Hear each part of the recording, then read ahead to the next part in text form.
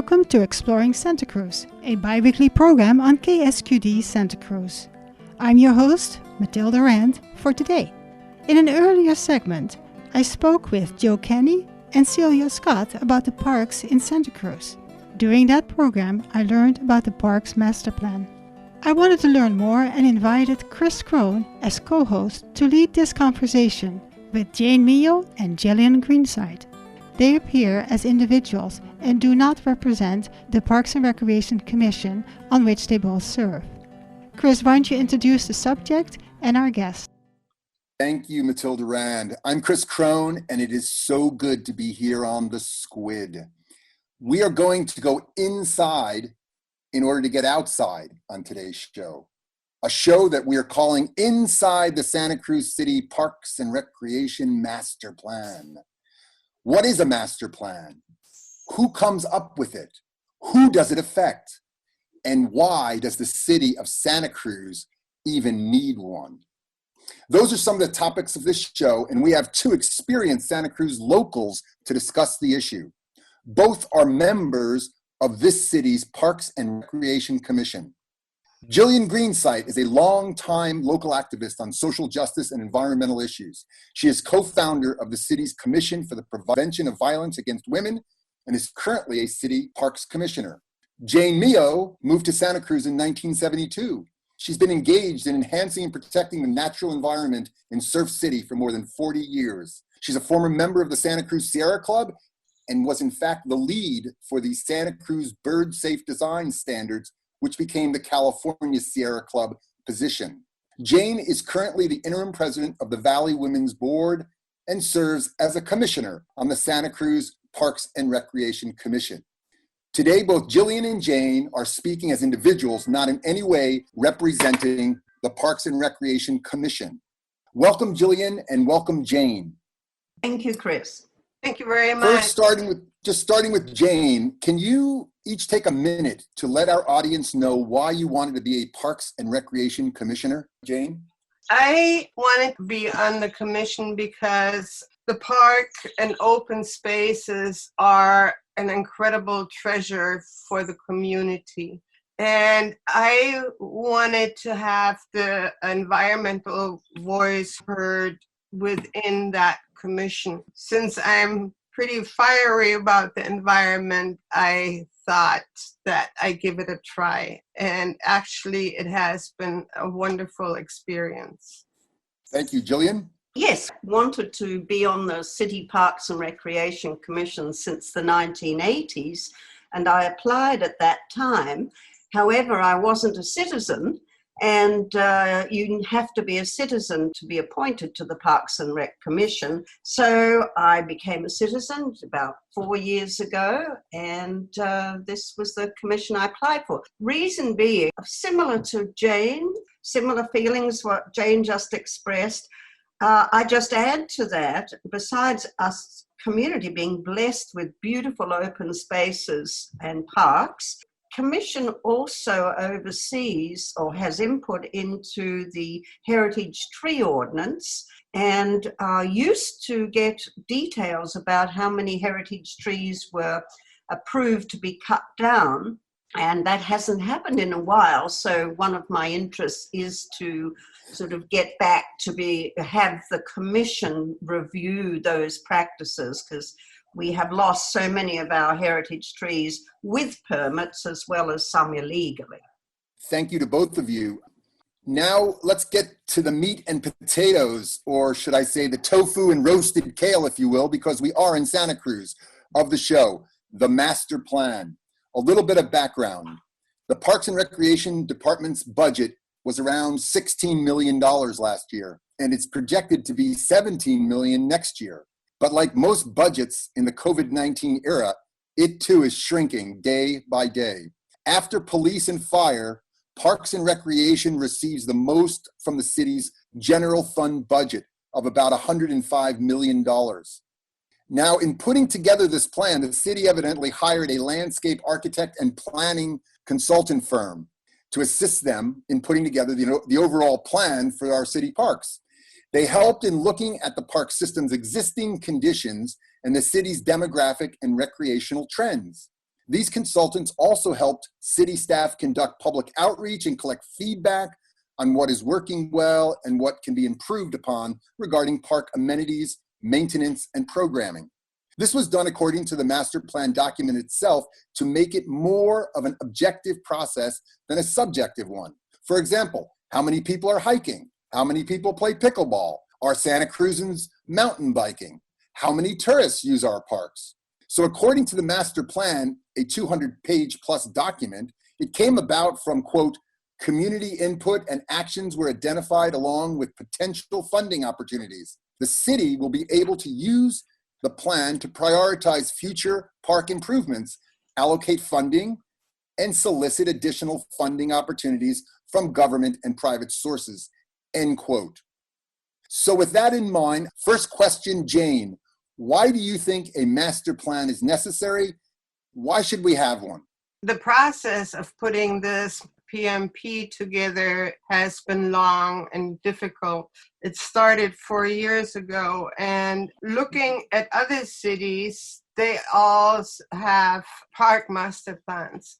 And it is a good, if it's done well, it's a good roadmap. It's not specific. Most of the plans that I looked at were not specific. They were more of a general overview, which helps with the budget, which helps with planning, which helps with vision. So when it's done appropriate, it is a good process to have in place. Gillian, Greensite, why a plan? Why a master plan, and what's it good for? I'm not a great fan of master plans, although I understand the necessity for them. As Jane said, if they're done straightforwardly, you want to assess the conditions of your parks, you want to see where people's interests are, and then see what gaps need to be filled. I'm all for that. I would note that the city has 13 master plans, including some specific ones for some of our specific parks. Arana Gulf, the San Lorenzo River Urban Plan, the Pogonet Master Plan, and for many of the plans, they have not been implemented. So I do come with a little, in general, theoretically, nothing wrong with them. What I don't support, though, is when a plan is used to favor an activity because of political pressure, which is, I have seen that in a number of plans, including this one. So I think the more honest, straightforward intent can then be exploited. And so that's where I think, one needs to be more critical. I can give a quick example if that's all right at this time. Please. Well, the firm that did the groundwork for the plan did a randomized phone survey. And asking what were the activities, the recreational activities that the people in Santa Cruz preferred. Out of that, hiking and walking came out at 38% of the total. That was the activity that 38% of the respondents said they liked. By contrast, mountain biking was 9%. Golfing was 4%. So my sense is that was a random survey. It wasn't like, call the people in with influence and then you skew the results. If a plan is going to be straightforward, I would think, therefore, that in the plan you would see hiking and walking interests, or what you need for hiking and walking, mentioned the most. And mountain biking would be considerably lower on the list, much lower than swimming, which was much higher, as was running. So that's an example of where I think that a plan can be distorted and used for other purposes. We've all been in this town long enough to know that most things are political. With that in mind, and this plan has been in the making, as Jane Mio said, for 4 years. Recently, there was what some might call a controversial vote by the Parks and Rec Commission on the plan. When the final plan was voted on, the vote was 3-3, and the 7th commissioner having left the commission and not replaced yet. So this plan, I guess, is now going to be sent to the city council after the Parks and Recreation Commission gave it a thumbs down, and both of you voted no.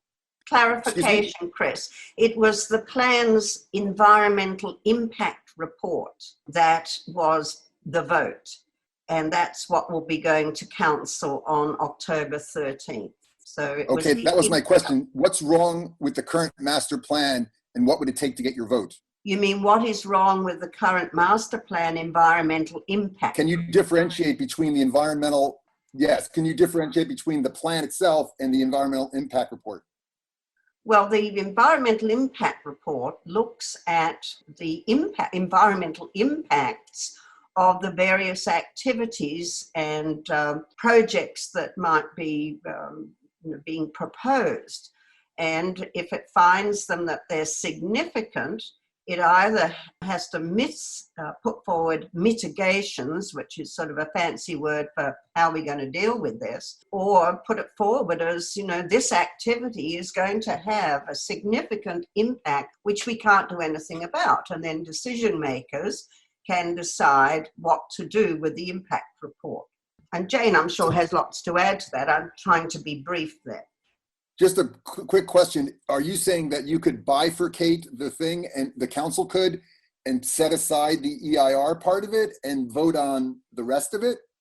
Well, that's what usually happens. For example, the Wharf Master Plan has already been adopted, and then the EIR is coming up for a vote. So you can adopt it does seem, I'm trying to be polite in my language, we're on the air. It seems backwards to approve a plan and then do the environmental impact assessment with a plan that's been approved.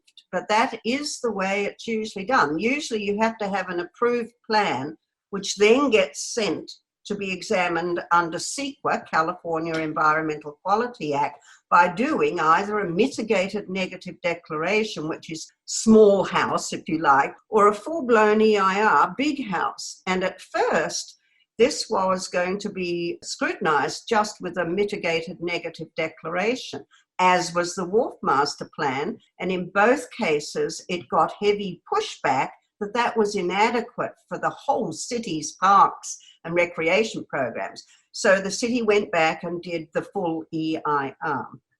Jane, what is your perspective? Similar, or you have some nuances? The final EIR is a program EIR, which is different to a project EIR. A program EIR looks at the whole picture of environmental impact. It is able to take an overview. So, for example, if you decide to put a trail in, the program EIR would look at what impact does this trail have on the bigger areas surrounding this trail. A project EIR takes a real close look at that specific project. It does not consider any accumulative effect of the surroundings.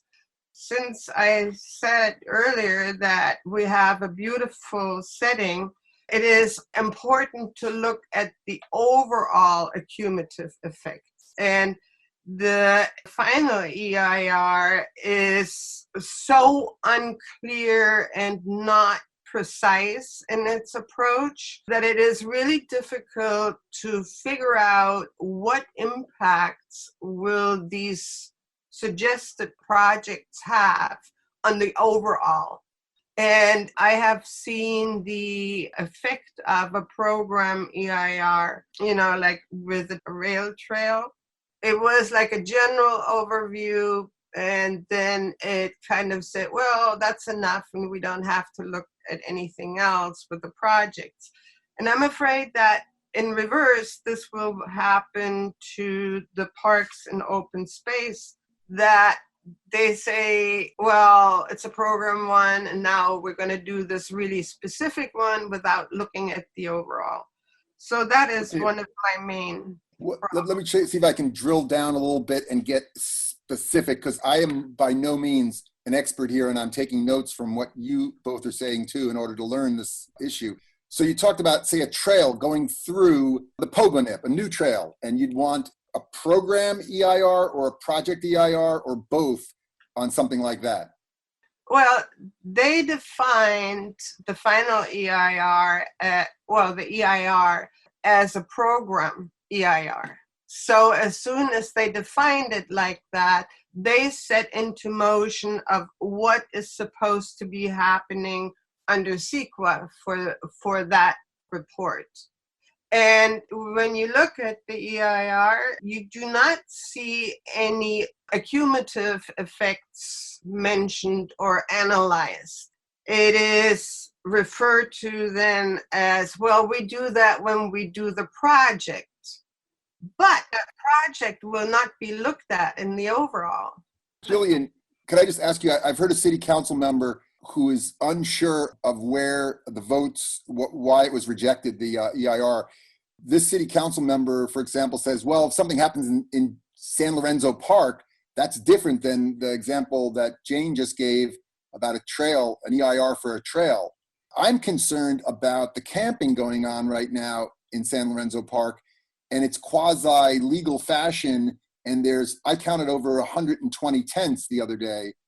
And how would an EIR address this situation?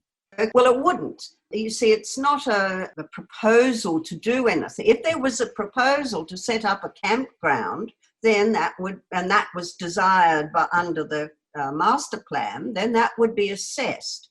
But the camping that's going on now is not something that I think most of the community wants. So that it's irrelevant is my answer. It's relevant to what is the city going to do, but it's irrelevant for the EIR for the Parks Master Plan. Maybe I'd like to clarify one more thing. It's connected to what Jane said. I think it's pretty obvious that Jane and myself and one other commissioner did not support the EIR for the Parks Master Plan. And one of the main reasons for me, I'll speak myself, is that it was stressed that this is a program EIR. I'm being repetitive for purpose here, and that we don't know exactly where the mountain bike trails will be. We don't know exactly where the drone course will be, that we'll study those later under the project EIR. Okay, I can live with that. However, here's the part that I found unacceptable. The EIR concludes that there would be no significant impact, or at least no significant impact that couldn't be mitigated from those very projects that it says it will study later under a project EIR. So you can't have it both ways. If you're not going to do a detailed study of specific projects within your program EIR, if you're going to wait till later, then the best you can claim in your program EIR, which this is to say, we don't know what the impacts will be. That's the best you can say because you haven't studied them. You can't claim there's no significant impact or it can be mitigated, but say we're going to study it in detail later. When we say, well, where are the trails going to be? Well, we don't know because that's later. You see what I'm saying? Okay. It's trying to have your cake and eat it too. I need to make an announcement that, folks, you're listening to Exploring Santa Cruz, and my guests today are Jane Mio and Gillian Greensite, and we're talking about the Santa Cruz City Parks and Recreation Master Plan process. This is K-SQUID. There's some acronyms here that maybe need repeating. EIR stands for Environmental Impact Report. CEQA stands for the California Environmental Qualities Act.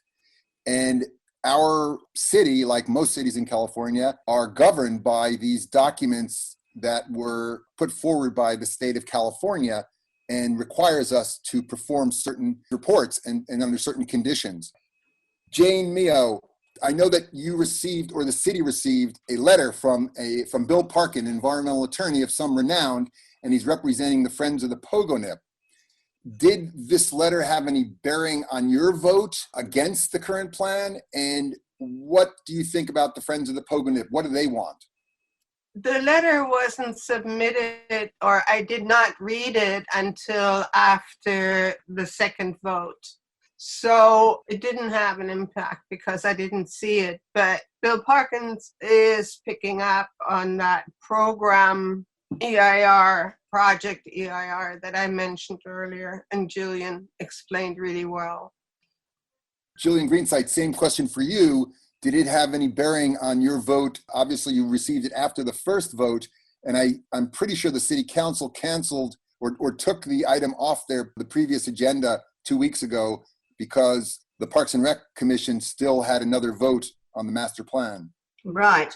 No, I had read the letter because it was in public correspondence for the draft EIR, which was released, a month, 5 weeks ago, something like that. So I read all the letters and I read the final EIR, which has comments in response to all the correspondence received. That's the purpose of doing an EIR as well, to get public input, and then the city responds to it. So I was aware of the issues that were raised by Attorney Parkin, and it wasn't to me like, oh, now I see. I've read enough EIRs to know that this is a bit of a trend where you don't study something or you claim it is less than significant before you've really studied it, because it's under the umbrella of this general program EIR, and then you'll study it later. Well, we've seen that in many of the developments in town. When it's studied later under a project EIR,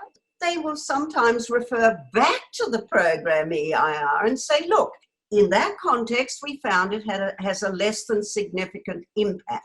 So it's a little bit like a shell game. And so I came into the commission meeting where we had the first vote and then the second vote wasn't changed. And yes, it was sent back because somebody hadn't read the bylaws and understood that you have to have 2 votes when it's a tied vote. And if it's still a tied vote, then it fails. The motion fails, which it did. So we only have a few minutes left, and I have a couple more questions, and I want you both to get a closing statement as well. So now the plan goes to the city council, and I understand it was on the city council agenda, as I said, and because they received the parking letter, they removed it. It's likely that it'll be on the city council agenda in October now. 13th. And city council, the 13th of October? Yes. And so the city council is going to vote to approve it or send it back to the commission, I assume. Briefly, Jane, what would you say to a city council member? First, you kind of said why you voted to approve the plan, but what would you ask them to make the EIR version better, or to make this plan better? What would they need to do? I think I pretty much already stated it, and what our comments in regard to that are going to be presented at that meeting. So I don't want to take the wind out of the sails, so to speak. Gillian, For me, I know you're running out of time, so I'll be quick. There was a reduced project alternative, which took out the controversial things that had not been studied adequately. And as I said at the meeting, if we chose that alternative, there would be no dissension. But that wasn't supported. So I would say to City Council, take out all the controversial things, the mountain bike trails, the off-leash dog parks, the drone course, and some other things, parking lots, and go with a good document that is good for the parks assessment, and come back later. So I'd say council support the reduced project alternative. Cool. Okay. In the last remaining seconds, what do you expect from the council? Would you have anything that you could think of that they might do? No idea. This city council? To really, really look at the EIR. I know these are big documents, but take the time, because this has long range effect. Take the time to go over it. And don't use notes. We're going to have to let it go right there. Thank you, Jane Mio. Thank you, Gillian Greensite, members of the commissioners on the Santa Cruz City Parks and Recreation Commission. This is Exploring Santa Cruz. My name is Chris Krohn. I'm going to put it over to Matilda Rand. But we did talk privately, not as commissioners. Make that clear. Yes, Chris and I would like to reiterate that both our guests, Jane Mio and Gillian Greensite, appeared as individuals and did not speak as representatives of the Parks and Recreation Commission. And thank you, all three of you, for an informative and educational conversation. You inspire me to continue to follow the development of the Parks Master Plan, and I hope you inspired our listeners as well. Again, you have been listening to Exploring Santa Cruz on KSQD 90.7 FM. We will return in 2 weeks with Jean Kratzer, the co-host of Exploring Santa Cruz. Be well.